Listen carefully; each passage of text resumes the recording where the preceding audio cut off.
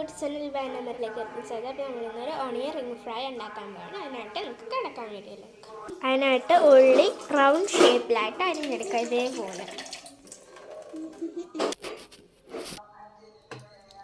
കുറച്ച് റവ എടുക്കാം, പിന്നെ കോൺഫ്ലോറും മഞ്ഞൾപ്പൊടി, മുളക് പൊടി, മസാല, ഉപ്പ്, ഇത്ര ഇൻഗ്രീഡിയൻസ് ആണ് വേണ്ടത്.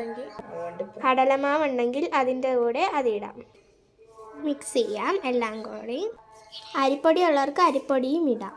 ഞങ്ങളുടെ കയ്യിൽ ഇത് ഈ രണ്ട് സാധനങ്ങളും ഇല്ല, അതുകൊണ്ട് റവ ഇട്ടു. ഇനി നല്ലോണം മിക്സ് ചെയ്യാം.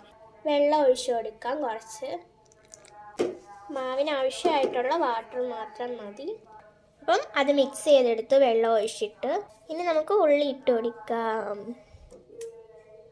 നമ്മൾ ആ റൗണ്ട് ആയിട്ട് കട്ട് ചെയ്തെടുത്ത് ഉള്ളി ഇങ്ങനെ ഒന്നൊന്നായിട്ട് ഇതേപോലെ ആക്കിയെടുക്കണം. ഇനി അതിനകത്തിട്ട് മുക്കാം.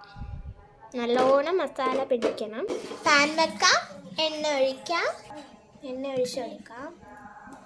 ആവശ്യത്തിന് എണ്ണ വേണം. നല്ലോണം മുരിയാനായിട്ട് കൂടുതൽ എണ്ണ വേണ്ടത്. ഞങ്ങളപ്പോൾ ഇത്ര എണ്ണയാണ് എടുത്തിട്ടുള്ളത്.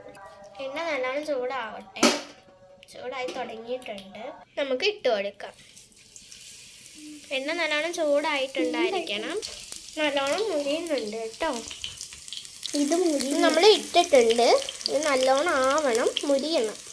അത് അടിഭാഗം മുരിയുമ്പം മുകൾഭാഗം തീയാവാൻ വേണ്ടിയിട്ട് നമുക്ക് ഇട്ടുകൊണ്ട് തീയല്ല, ഒരു വശം മുരിയുമ്പോൾ അടുത്ത വശം മുരിയാനായിട്ടാണ് നമ്മൾ ഇട്ട് കൊടുക്കുന്നത്, തിരിച്ച് മറിച്ച്. അപ്പം റെഡി ആയിട്ടുണ്ട്. നമുക്കിനി മാറ്റാം ഒരു പാത്രത്തിലേക്ക്. നമുക്ക് ഒരെണ്ണം എടുത്ത് കഴിച്ചു നോക്കാം.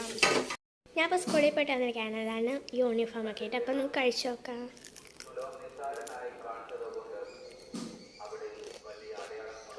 കൊള്ളാം, നല്ല രുചിയുണ്ട്.